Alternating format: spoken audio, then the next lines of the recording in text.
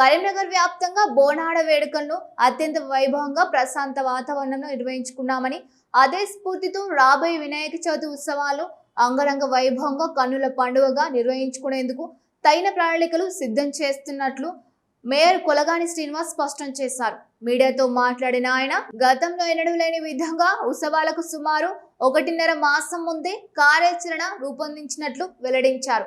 నగరపాలక సంస్థ చరిత్రలోనే మొట్టమొదటిసారిగా వినాయక మండపాలను ఏర్పాటు చేసి విద్యుత్ బిల్లులను నగరపాలక సంస్థ చెల్లించనుందని మేయర్ ప్రకటించారు. మండపాల వద్ద భక్తులకు ఎలాంటి అసౌకర్యాలు కలగకుండా అన్ని రకాల మౌలిక వసతులు కల్పిస్తామని భరోసా ఇచ్చారు. నిమజ్జన ఏర్పాట్లు, నీటి లభ్యతపై సమగ్రంగా వివరించిన కొలగాని గతంలో మాదిరిగానే విగ్రహాల నిమజ్జనానికి ప్రత్యేక పాయింట్లను ఏర్పాటు చేస్తున్నట్లు తెలిపారు. కరీంనగర్ నగర ప్రజలకు త్రాగునీటి సరఫరాపై ప్రత్యేక చర్యలు తీసుకుంటున్నట్లు తెలిపారు.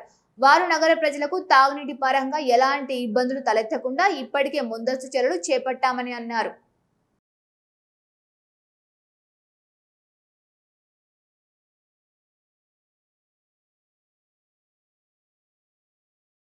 మనకు కరీంనగర్లో ఇటీవల బోనాల మహోత్సవాలను విజయవంతంగా ముగించుకున్నాము.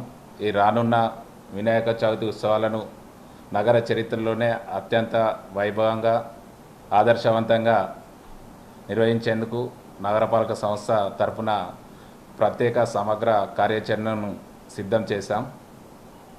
అలాగే నగరంలోని అన్ని వినాయక మండపాలకు వెళ్ళే ప్రధాన రహదారిలో గుంతలు పూడ్చడం, అవసరమైన చోట్ల ప్యాచ్ వర్క్లను చేపట్టడం, పారిశుద్ధ్యాన్ని మెరుగుపరచడం మరియు మెరుగైన తాగునీటి సౌకర్యాలు కల్పించడం వంటి ఉత్సవాలకు ముందే పనులను పూర్తి చేయడం జరుగుతుంది.